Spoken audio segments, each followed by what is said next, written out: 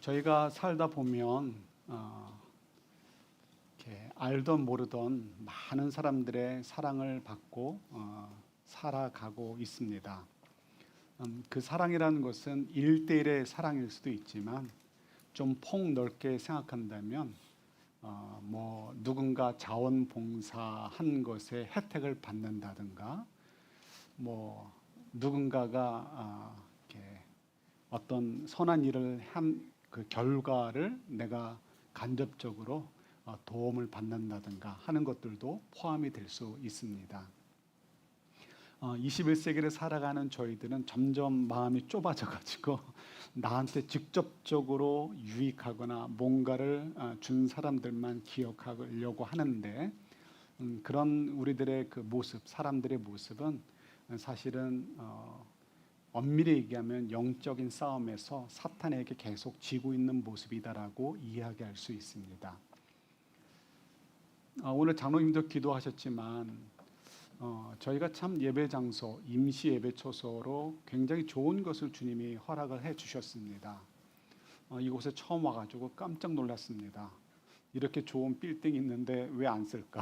그래서 저는 인근 목사님들을 보면 볼 때마다 여기 너무 좋다고 들어와도 좋고 우리 빠진 다음에 와도 좋다 이렇게 이제 막 선전하고 다닙니다. 너무 좋더라고요. 그러면서 마음에 느끼는 거가 야 정말 세금 열심히 내야 되겠다. 그죠? 세금 거둔 것으로 이런 빌딩 지어서 많은 사람들이 유익을 얻잖아요. 저희도 당장 많은 유익을 받죠. 룸에 들어오시다 보면 조그만 명패들이 붙어 있는 것을 보게 됩니다. 이 룸 안에 사용하고 있는 기구들 또 어떤 가구들 이런 것들을 도네이션한 그런 분들의 이름들이 기록되어 있습니다. 지금 여기 제가 잠깐 앉아가지고 보니까 요 페리오에도 뭐 조그만 그 야외용 뭐 테이블하고 의자들이 있는데 뭐 그거를 도네이션 했다는 건지 모르겠지만 그 명패가 붙어 있습니다. 그래서 페리오를 만드는데 도움을 줬다 해서 뭐 킴벌리 패밀리인가 뭐 이렇게 써 있더라고요. 근데 누구의 이름을 기억하든 하지 못하든 그 뭐 둘째치고요. 정말 저희들은 많은 사람들의 사랑을 받고 살고 있는 것이죠. 여러분들은 돌이켜 보면 오늘의 여러분들이 있게 하는 데 있어서 어떤 분들이 기억에 나십니까? 여러분들에게 긍정적인 영향을 준 분들이요. 그 진 웹스터죠. 그 키다리 아저씨. 누군지 잘 모르지만 나중에 이제 그 이제 주인공 여성의 남편이 되죠. 어쨌든 간에 누군지 모르지만 그 고아원에 있던 소녀가 대학을 가고 그리고 건강한 성인으로 자랄 수 있도록 도와준 이름도 모르고 얼굴도 모르는 키다리 아저씨. 키다리 아저씨들이 사실 저희 주변에 많이 있다라는 것입니다. 저도 가만히 돌이켜 보면 저의 키다리 아저씨가 너무 많이 있습니다. 개인적으로 잘 나누지 않은 이야기지만 하나 나누면 이런 것이 있습니다. 아버님이 돌아가셨을 때, 그러니까 1980년대죠. 80년대 초반입니다. 그때는 다 뭐 어려웠던 경제적으로 어려웠던 시대죠. 그래서 제 기억에 뭐 초등학교 졸업식 할 때나 가서 짜장면 먹고 중국집 갈 수 있었던 것 같습니다.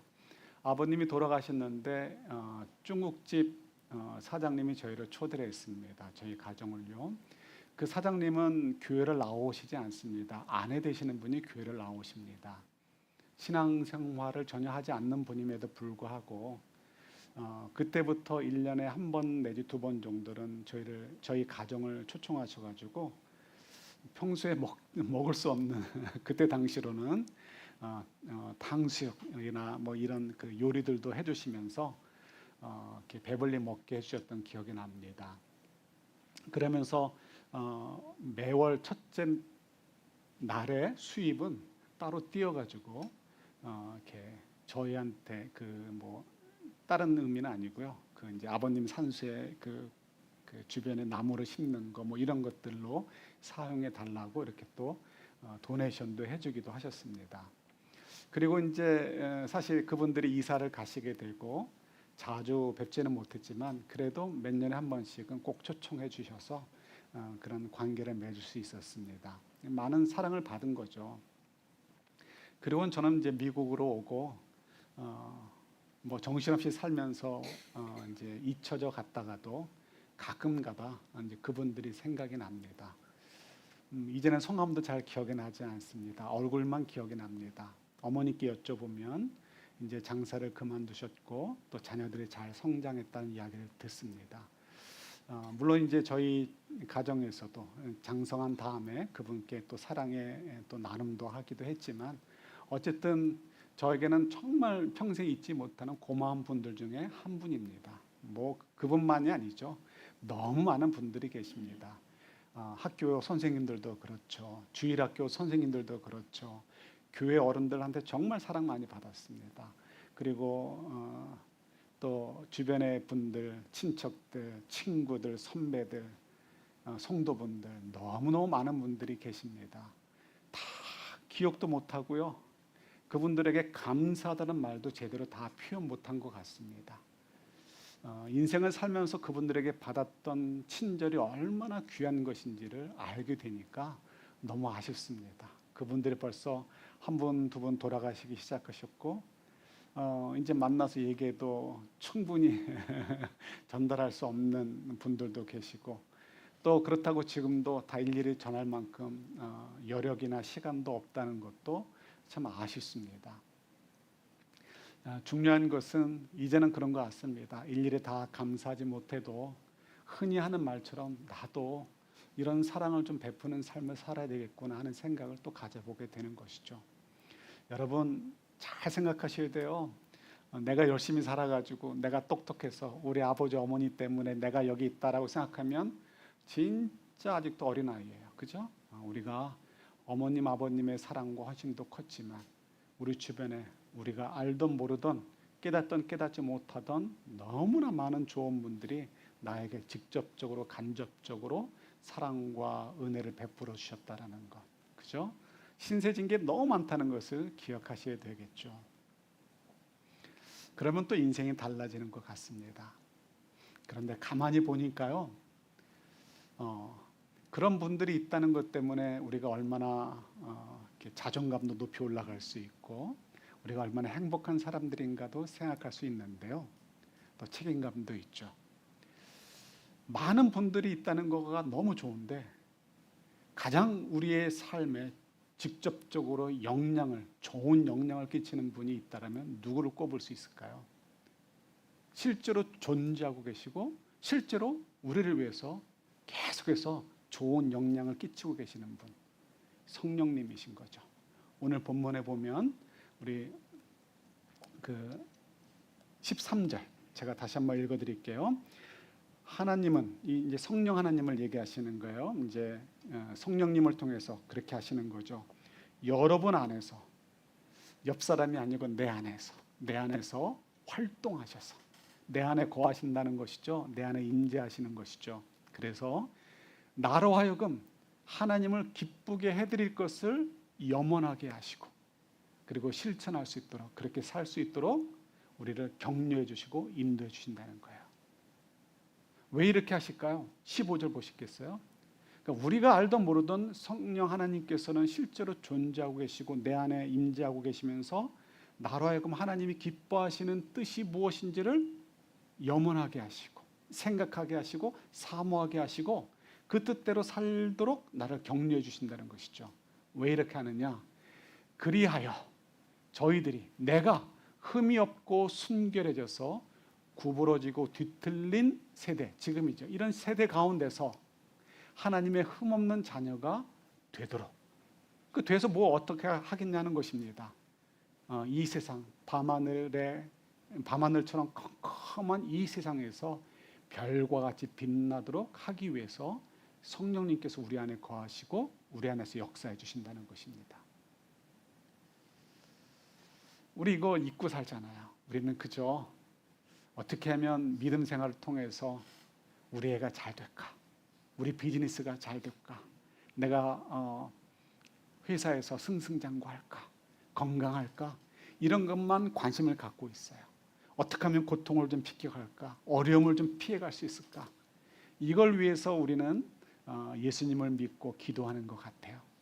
많은 사람들이 그렇게 하죠. 그러나 우리가 계속해서 강조하듯이 우리의 관심은 거기에 있지 않습니다. 무엇을 먹을까, 무엇을 입을까, 무엇을 마실까 염려하지 말라. 누구한테 맡기라고요? 하나님께 맡기라는 거예요. 예수님께 맡기라는 것입니다. 우리의 머리카락 세신바 될 만큼 우리의 모든 것들을 우리 자신보다 잘 아시는 하나님께서 인도하고 계시니까 염려하지 말고, 우리는 뭐라고요? 이 땅에 보내신 목적대로, 하나님이 이 땅에 우리를 보내신 목적대로 살기 위해서 먼저 그의 나라와 그의 의를 구하라는 것입니다. 먼저 그의 나라와 그의 의를 구하라. 성령님께서 우리 안에서 가르쳐 주시는 것이죠. 다음 주에 우리가 기도에 대해서 이야기할 텐데 이것도 마찬가지입니다. 우리가 무슨 생각을 하고 어떤 관념을 가지고 인생을 살아가고 어떤 인생의 밸류를 가지고 우리 가치관을 만들어가면서 살 것인가? 내가 오늘도 무엇을 할까? 내가 오늘도 가족들과 직장 동료들과 혹은 성도들과 내 이웃들과 어떠한 말을 하고 어떻게 행동하고 어떻게 리액션을 하면서 살 것인가? 이런 것들을 누가 가르쳐 주신다고요? 성령님께서 가르쳐 주신다는 것이죠. 자, 그러면 얼마나 좋을까요? 좋을 텐데 이상하게 14절 보세요. 14절 보시면 흥미로운 표현이 나옵니다. 같이, 짧으니까 같이 읽을게요. 무슨 일이든지 불평과 시비를 하지 말고 하십시오. 무슨 일이든지라는 것은 성령님께서 우리 안에 계셔서 가르쳐 주시는, 이게 하나님이 기뻐하시는 일이란다 라고 얘기하여 주시고, 그러니까 이렇게 해야 돼 라고 우리를 자꾸 격려해 주시는 것, 그것을 말씀하시는 것이죠. 무슨 일이든지 그런 일들을 불평과 시비를 하지 말고 하십시오. 성령님께서 우리에게 가르쳐 주시는, 우리에게 유익한 것들인데, 하늘에서 상급을 받게 될 귀한 것들인데 왜 우리가 그 일을 하면서 불평하고 시비를 할까요? 시비한다는 건 뭐예요? 이게 옳은 거야 틀린 거야 하면서 서로 막 그냥 알규하는 것, 이런 것들이 시비하는 것이죠. 왜 성령님께서 우리에게 유익하도록 주시는 말씀과 격려 속에서도 우리는 불평하고 시비할까요? 예, 쉽지가 않아요. 내 감정하고 맞지 않는 상태인데 사랑하라고 얘기하십니다. 내가 지금 기분 나쁘고 무시당한 것 같은데 저 사람을 높여주라고 얘기하십니다. 그러니 힘들죠. 나는 지금 사정이 어려운데 주님께서 나에게 어떻게 행하라고 요구하시고 나로 하여금 그쪽에 대한 생각을 자꾸 떠오르게 하시고 그쪽 길로 자꾸 푸시하는 것을 느끼게 됩니다. 나는 지금 너무 바쁘고 내 사정이 허락되지 않는데 왜 성령께서 이렇게 하실까? 불평하게 되고 이게 옳은가 틀린가 시비하게 되는 것이죠. 이래서 불평하고 시비한다는 말이 나옵니다. 그러나 우리가 알죠. 그는 저희들이 가지고 있는 두 마음 중에 한 마음, 옛사람, 죄된 본성을 따라 사탄이 우리를 자꾸 조종하려고 하는 것, 그것에 의해서 우리가 흔들리게 될 때 불평하고 시비하게 되는 것이죠. 그러나 그럴 때일수록 어떻게 해요? 성령의 인도하심을 우리가 구해야 되고, 그래서 성령의 인도하심을 따라 우리가 순종하며 살아가야 되는 것이죠. 그래서 저희들의 삶이 밤하늘의 별과 같이 빛나야 된다라고 이야기하시는 것입니다. 그것이 이 땅에 우리가 존재하는 목적인 거예요. 무엇을 먹을까, 무엇을 입을까 염려하면서 배부르고 등 따신 인생, 나의 삶의 만족을 누리는 그런 삶, 그것이 인생의 꼴이 아니다라고 말씀하시는 거예요. 내가 원치 않아도 하나님께서 원하시는 대로 살아가는 것, 그것이 먼 훗날 내가, 성숙한 내가 정말 나 자신을 향해서 너 잘 살았어라고 이야기할 만한 그런 것이 될 수 있다는 것이죠. 그래서 저희들이 믿는 사람들은 성령의 인도하심에 대해서 불평과 시비하지 말고요, 우리가 그대로 살아야 되는 것입니다. 이렇게 사는 삶은, 인생은 일반 사람들의 인생과 다르죠. 그래서 오늘 그냥 설교 제목을 조금 부족하지만 믿음은 혁신입니다라고 써놨습니다. 정해보았습니다. 믿음의 생활은 혁신의 생활이고 믿음의 하루하루의 삶은 혁신으로 이루어지는 하루하루의 삶입니다라고 표현하고 싶어서입니다. 혁신이란 말은 여러 의미로 사용되어지지만 굳이 이야기한다면 이렇게 좀 정의해봐도 좋을 것 같습니다. 내가 익숙해져 있는 생각, 관습, 어떤 삶의 태도들, 방식들, 자세들 이런 것들을 송두리째 완전히 바꾸는 것, 새롭게 하는 것을 혁신이다라고 할 수 있죠. 그런 면에서 이 믿음이라는 것은 혁신이다라고 얘기해 볼 수 있을 것 같아요. 왜일까요? 우리 인간의 삶, 저와 여러분들의 삶 속에 하나님이 개입하시는 것이잖아요. 하나님이 개입하시기 때문에 하나님께서 이렇게 해라 저렇게 해라라고 요구도 하시는 것입니다. 요구하시면서 그냥 너희들이 알아서 해가 아니고 약속해 주시는 것이 뭐예요? 임마누엘, 내가 너희와 함께 할게. 그러니까 걱정하지 말고 어떡하라고요? 내가 지시하는 대로 가라. 내가 말하는 대로 순종해라 라고 주님께서 또 하나님께서 저희들에게 말씀해 주시는 것이죠. 그래서 임마누엘이다라는 것은 우리가 그 십자가 목에 걸고 귀신 나타나면 십자가 이렇게 드러내고 이렇게 뭐 딸랑딸랑 하는 것처럼 그런 의미가 아니고요. 임마누엘해 준다는 건 우리의 삶을 책임져 주신다라는 것을 의미하는 것입니다. 그러니까 우리가 하나님 말씀에 성령께서 인도하시는 대로 순종하고 따라가면 책임져 주신다는 것이 임마누엘이라는 것의 의미인 것이죠. 그래서 저희들이 도전을 할 수 있는 것입니다. 사람들이 볼 때는 야, 그렇게 살면 망하지 왜 그렇게 사니라고 이야기할 수 있습니다. 우리 그리스도인들이 아직 저희들이 잘 못해요. 여러분들이 굉장히 어려울 거라고 생각이 듭니다. 목사는 이런 면에서 여러분들보다 좀 쉬운 것 같아요. 어떤 면이냐면 제가 만나는 사회의 크기는 작을 수밖에 없습니다. 저는 주로 여러분들 만나잖아요. 요즘은 새벽 기도를 안 하지만 새벽 기도할 때는 새벽부터 밤늦게 잠잘 때까지 저는 거의 한국 사람만 만나요. 여러분들만 만나는 거죠. 영어 쓸 일이 없어요. 책이나 볼 때나 뭐 볼까? 그래서 영어가 오히려 더 안 되는 것 같아요. 영어만이 아니죠. 여러분들처럼 사회생활을 하지 않기 때문에 부딪힘이 작아요. 기껏해야 레스토랑에서 만나는 사람들하고만 실갱이를 잘하면 돼요. 기껏해야 교회 건물을 찾아오는 어떤 사람들하고만 실갱이를 잘하면 끝나요. 그렇지만 여러분들은 그렇지 않잖아요. 대부분의 시간을 믿지 않는 사람들과 살아야 되고 그 사람들과 부딪히며 그 속에서 믿음을 증명해 주셔야 돼요. 증명한다는 것이 다른 거 아니죠. 믿음을 따라 삶을 통해서 사탄도 보면서 아, 얘는 믿는 사람 맞네, 믿는 놈 맞네라고 하도록 하는 것, 그것이 이제 믿음을 증명해 주는 것이죠. 그런 역할을 하실 때는 거예요. 얼마나 힘이 드십니까? 그때 주변에 있는 사람들이 여러분들에게 이야기하죠. 뭐하러 그렇게 사니? 제가 남가주 있을 때 대학부를 잠깐 맡은 적이 있습니다. 학생들이 공부하다 보면 쫓기잖아요. 그래서 컨닝하는 이야기도 합니다. 그러면 믿는 사람들은 컨닝 안 해야죠. 그걸 되게 싫어하는 자매가 있었습니다. 왜 믿는 사람들이 컨닝하려고 하느냐? 그렇죠. 그러면 믿지 않는 사람들이 얘기하겠죠. 아, 컨닝 좀 하면 어때? 뭐 어차피 성적만 조금 올리고 나가서 사는 건 다 똑같은데 이렇게 이야기할 수도 있습니다. 학생들의 입장에서는 탁월한 학생이 아닌 이상은 똑같은 조건 하에서 컨닝하는 학생이 조금 더 유리할 수 있을지 모르겠습니다. 밖에 나가서 여러분들이 비즈니스를 하거나 직장 생활을 할 때 정직하게 한다는 거가 얼마나 어려운지 저도 조금은 들어서 알고 있습니다. 직장인들 사이에서 내가 그리스도인이냐라고 드러내고 좀 정직하게 하고 나이스하게 하려고 하면 사람들이 그걸 보고 감동하지 않습니다. 이용하려고 하죠. 그래서 악하게 이용하려고 합니다.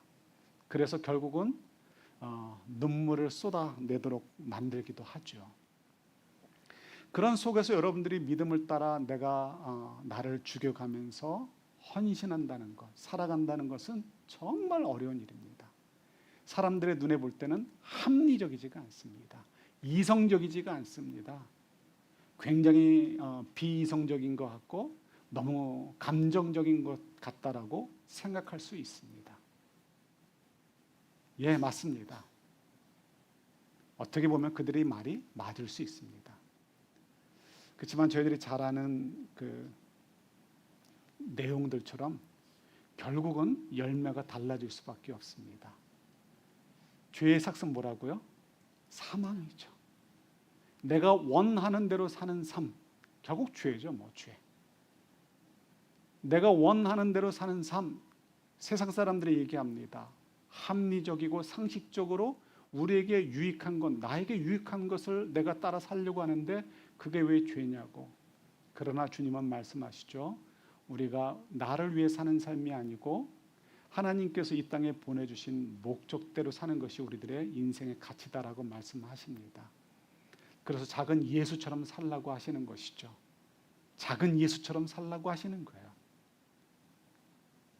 그러나 다시 원점으로 돌아간다면 저희들은 작은 예수로 살려기보다는 어떻게 하면 내가 예수님을 이용해서 내가 편안하게 살 것인가만 관심을 갖고 있죠. 결국 내 원대로 살고 싶은 거예요. 그러니까 결국은 어떻게 됩니까? 바리새인들처럼 사망에 이르게 되고 말게 되는 것이죠. 열매 맺는 인생을 살지 못하게 되는 거예요. 그렇지만 저희들은 어떻습니까? 내 마음속에서 임재하고 계시고 역사하시는 성령의 뜻을 따라 살려고 애쓰다 보니까 결국은 참된 구원에 이르게 되어지고 하나님의 자녀로서만 누릴 수 있는 진정한 행복과 또 생명을 누리는 삶을 살게 되는 것이죠. 여기서 이렇게 열매가 갈라지게 되는 것입니다. 우리가 믿음을 따라 사는 것 정말 어렵습니다. 여러분 잘 아시는 조지 버나드 쇼가 한 말이 있습니다.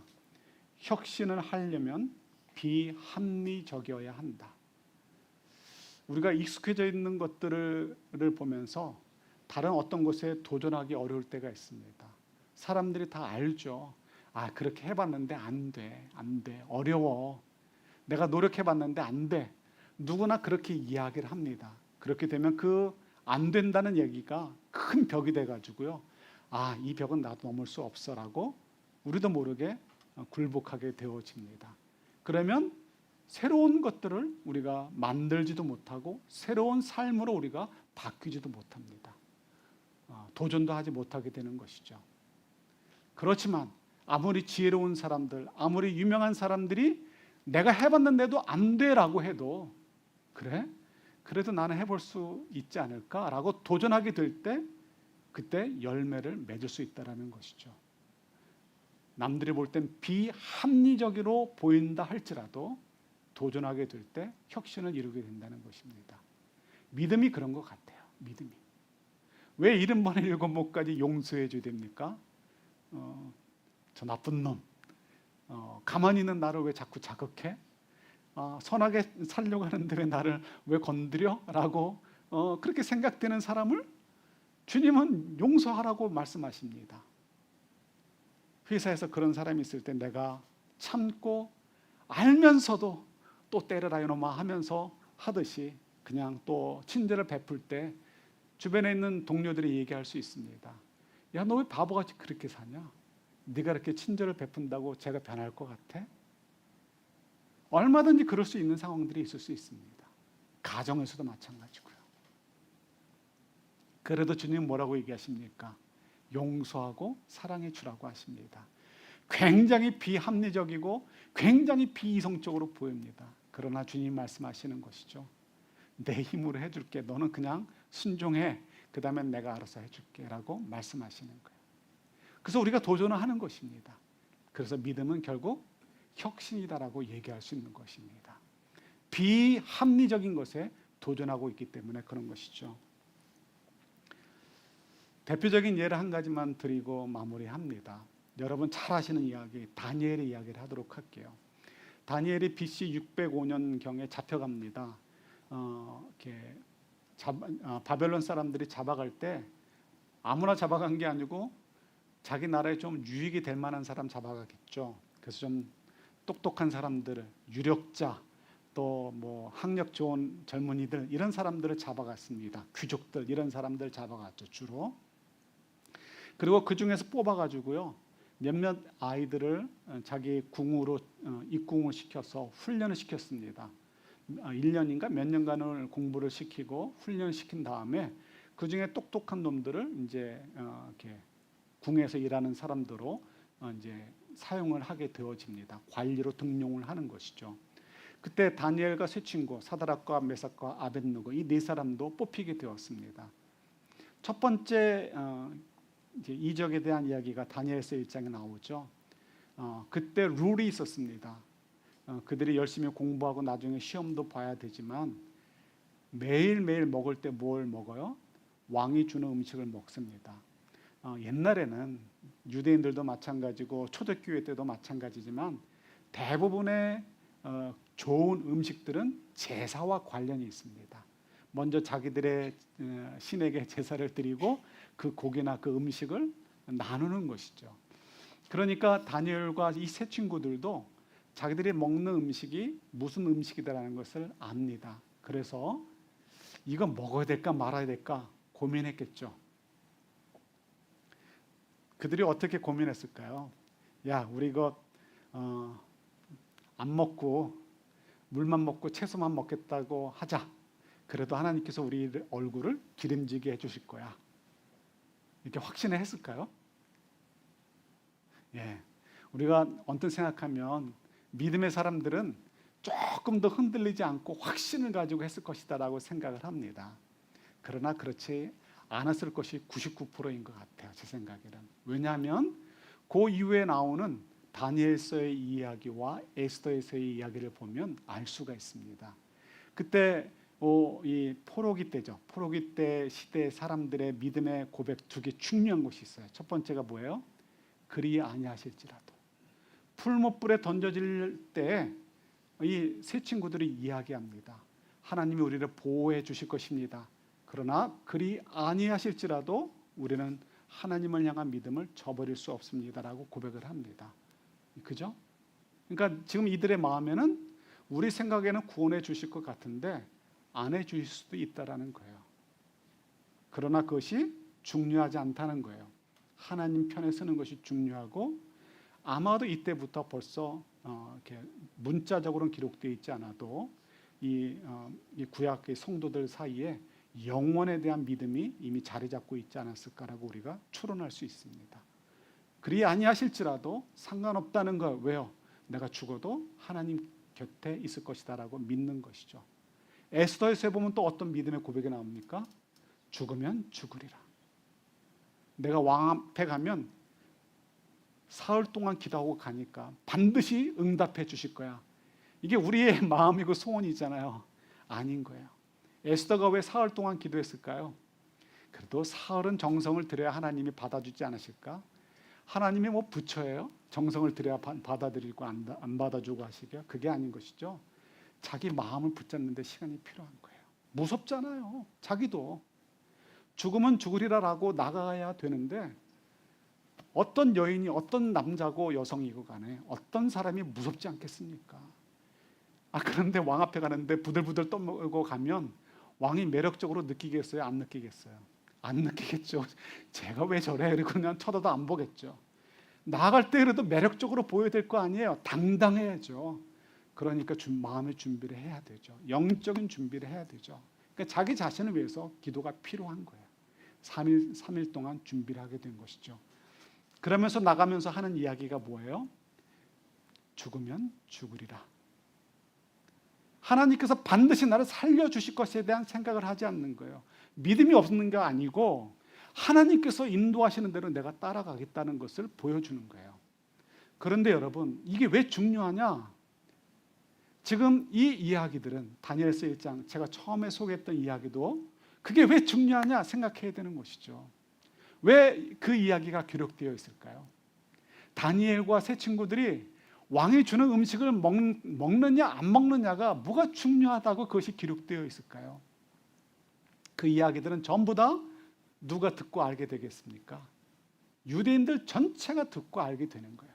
첫 번째로 포로로 끌려가 있는 사람들에게 들려져서 선포되어지겠죠. 지금 궁 안에 있는 다니엘이라는 친구가, 그리고 그의 세 친구들이 지금 어떤 일들을 벌이고 있대라는 이야기가 전달되겠죠. 나중에 여러분 에스겔서를 보면 사람들이 얼마나 다니엘을 주목하고 보았는지를 알 수 있습니다. 그래서 다니엘 살아있어요. 다니엘이 살아있는데 살아있는 사람을 가지고요 모세와 동격으로 갖다 놓는 것을 보게 됩니다. 그만큼 다니엘을 유대인들이 얼마나 높이고 있었는가를 저희들이 알 수 있는 것이죠. 다니엘을 쳐다보고 있었다는 거예요. 다니엘의 일거수일투족이 유대인들에게 전달되어져서 그들에게 하나님의 메시지로 전달되어지고 그들에게 용기를 주고 위로를 주고 소망을 주는 것이 그때 당시 일이었다는 것을 우리가 알 수 있습니다. 자, 그러니까 다니엘서 1장을 통해서 왕이 주는 음식, 신전에서 나온 음식을 먹지 않는 다니엘의 이야기를 통해서 주시려는 메시지를 잘 이해하셔야 되는 거예요. 또 고리타분하게 음식 규례를 이야기하시는 것일까요? 아니죠. 음식 규례를 얘기하는 것이 아니고 그들에게 분명한 메시지를 전달해 주고 싶은 것이 있어요. 그게 뭘까요? 지금 그들은 어떤 상태입니까? 나라가 멸망했어요. 예루살렘이 아직 존재하고 왕이 있지만 사실은 멸망했어요. 605년에. 그래서 어디예요? 뭐죠? 바벨론. 바벨론. 예. 이 왕이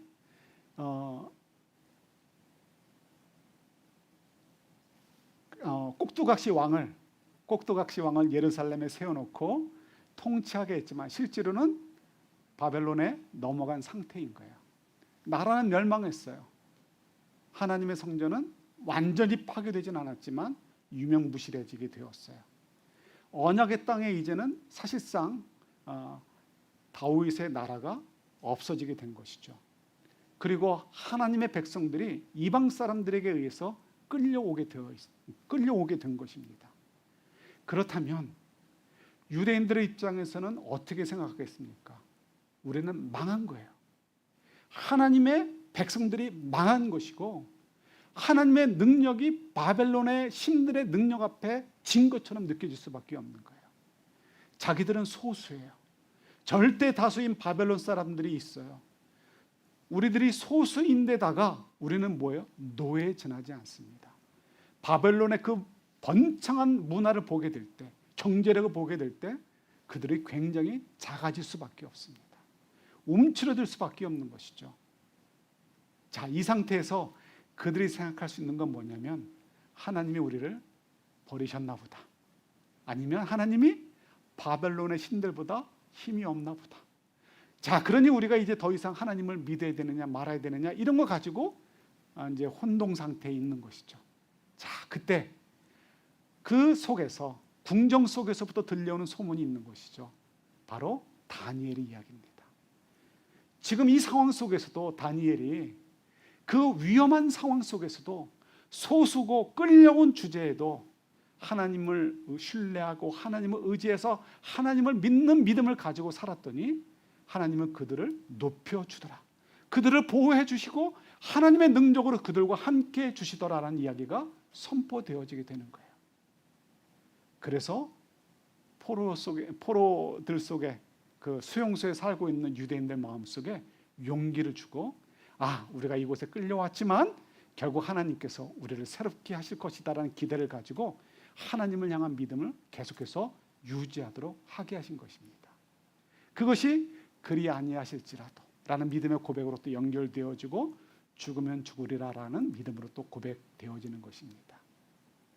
언뜻 보면 우리가 기도하면서 그리 아니하실지라도라고 기도하면 굉장히 믿음 없는 기도 같고, 그럴 기도라면 내가 왜 라고 할지 모르겠어요.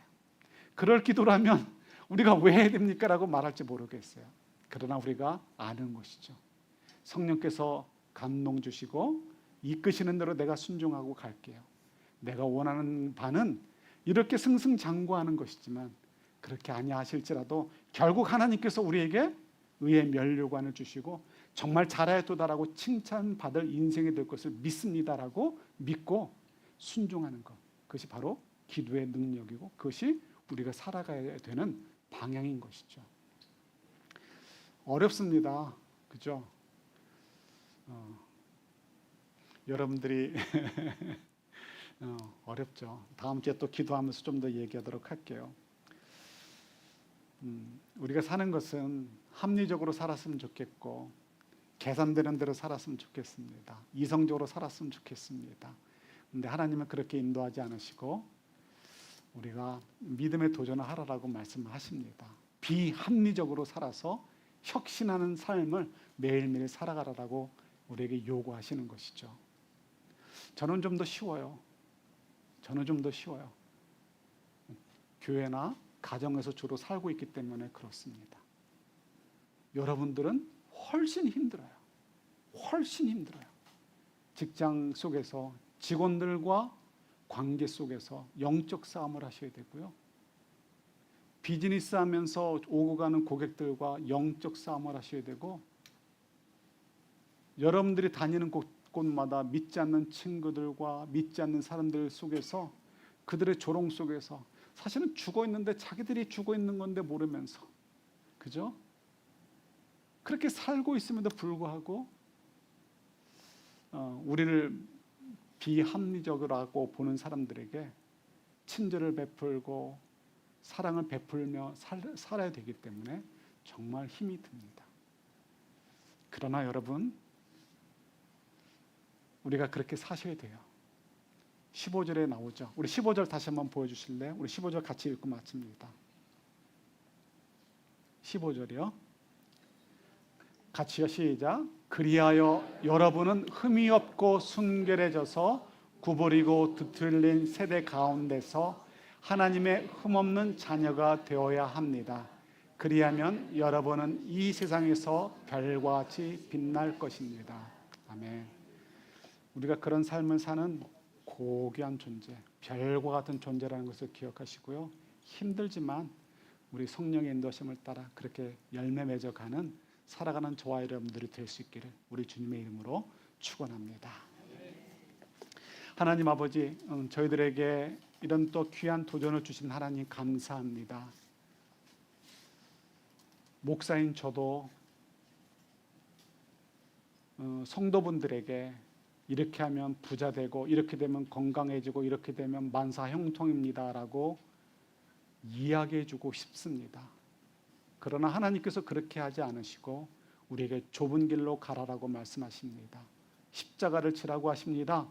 그래서 흠없는 자가 되어서 밤하늘의 별처럼 빛나서 세상 가운데 죽어가는 영혼들에게, 우리를 비합리적이다라고 비이성적이다라고 조롱하는 사람들에게 생명의 길을 가르쳐 주라고 우리에게 요구하시는 그 음성을 다시 한번 확인해 봅니다. 주께서 우리에게 가라고 하신 그 길을 갈 때 우리 인생이 참된 복된 인생이 되어지고 하나님 앞에서 영원한 의의 면류관을 누리게 되어지고 하늘나라의 상급을 누리게 됨을 저희들이 믿습니다. 우리 믿음 가지고 비합리적인 삶, 오늘도 내일도 하루하루 속에서 성령의 인도하심을 따라 순종하고 밤하늘의 별처럼 빛나는 인생이 되도록 매일매일 혁신해 가는 저희들이 되도록 도와주옵소서. 예수님 이름으로 기도드립니다. 아멘. 자, 우리 함께 일어나셔서